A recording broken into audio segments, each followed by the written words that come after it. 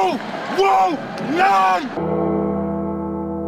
You don't want none!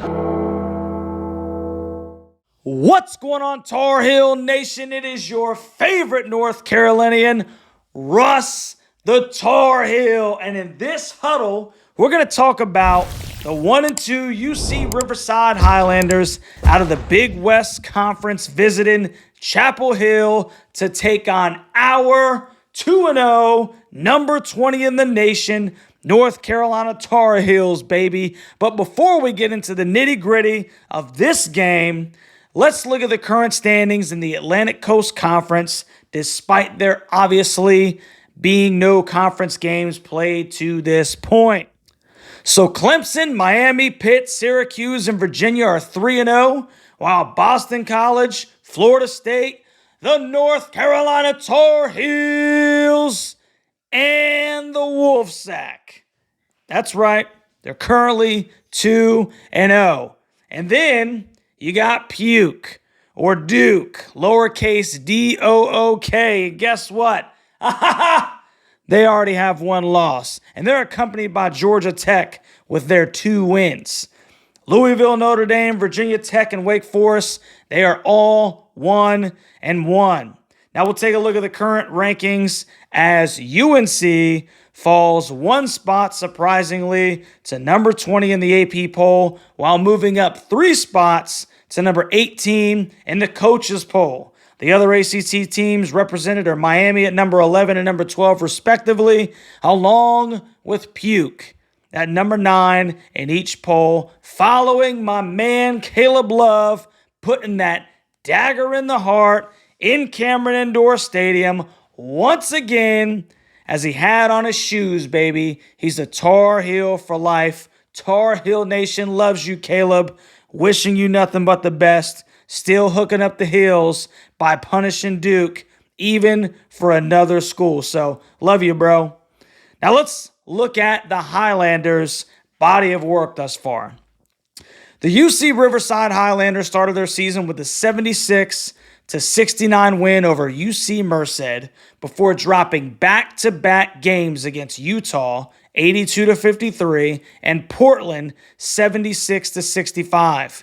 They are led by head coach Mike Magpayo, who has been the UC Riverside's head coach for the last 3 years. He's amassed a 51-31 record as the head coach, which is a basically 62% winning percentage.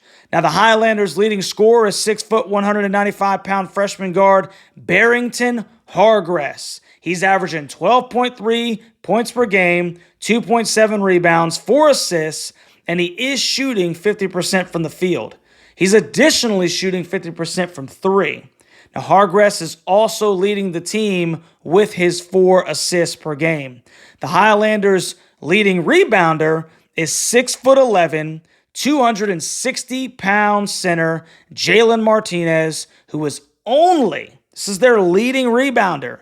He's only averaging 4.7 boards per game. Now, just to put that into perspective, Armondo Bacot had 26 rebounds in his last game. Martinez has also given the Highlanders 7.7 points per game, and he's only shooting 34.8% from the field. UC Riverside and North Carolina, to the best of my knowledge, have never met on the basketball court. Now, for the University of North Carolina, which is led by Hubert Davis, entering his 3rd year as the head man for the Heels. He's amassed a 51-23 record as the Heels head coach, which is good for a .689 winning percentage. The Heels are led by preseason 6'11", 240-pound preseason All-Atlantic Coast Conference and preseason All-America Armondo Bacot. Now, Mondo is leading the team in scoring with an average of 23.5 points per game, a team-leading 16.5 rebounds per game, and 1 assist. My man is shooting 60% from the field, along with 91.7% from the free throw line. So Mondo is hooping. He's been an absolute monster down low on the blocks.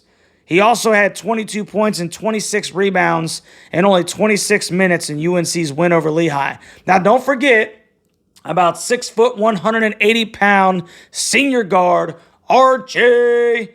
Davis, who was also contributing 17.5 points per game, 50% shooting from the field, and he's shooting 36.4% from beyond the arc. 6'5", 195-pound senior guard Cormac Ryan is leading the team currently with 3 assists per game and is also contributing 9.5 points per game. So let's look at the head-to-head. The North Carolina Tar Heels are averaging a respectable 88 points per game against only allowing 69 points. Now, the Highlanders are only scoring 64.7 points per game against giving up 75.7 points per game. Now, I just happened to look at some of the Utah game.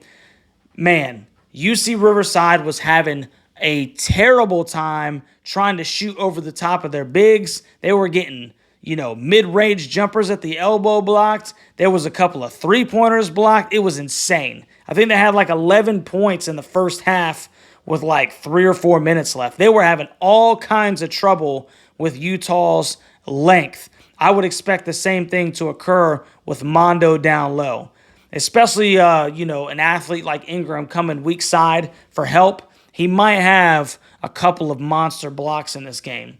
Now, the Heels are shooting 49.2% from the field compared to UC Riverside's only shooting 32.5% from the field. So let's look at Russ's 3 keys to the game. Key number 1, obviously this is a lower tier opponent, if you will. So what do you need to do? You got a dominant big. You feed Armando down low on the block, period.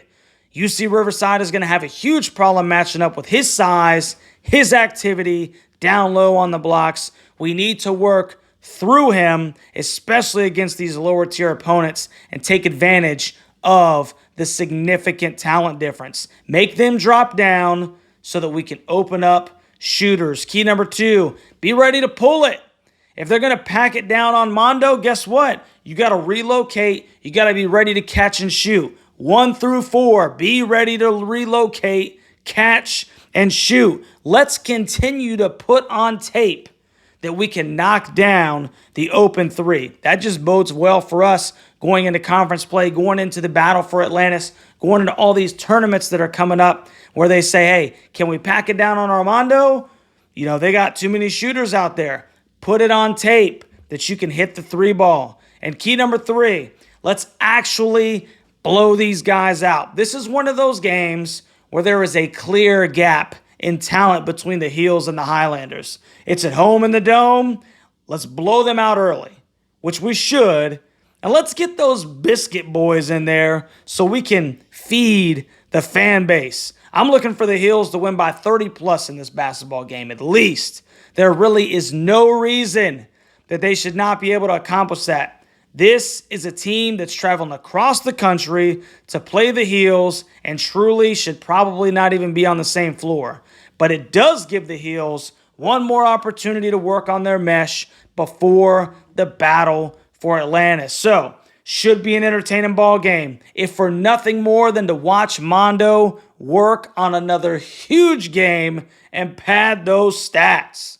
Now, live stream this Friday night starting at 7:45 to watch the Heels in their 3rd game of the season. Make sure you're here to hang out with your boy. And if you haven't already, smash the like button, subscribe to the channel, and tell all of your friends about your favorite North Carolinian, Russ the Tar Heel. And by all means, baby, comment down in the comment section what you are expecting to see in this game. I want to hear from you, Tar Heel Nation. One more thing.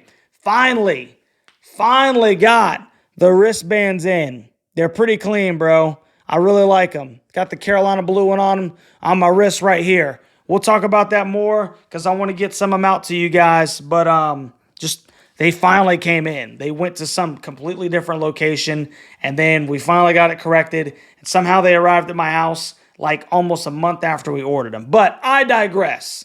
Love you, Tar Heel Nation. We'll catch you on the next one. Tar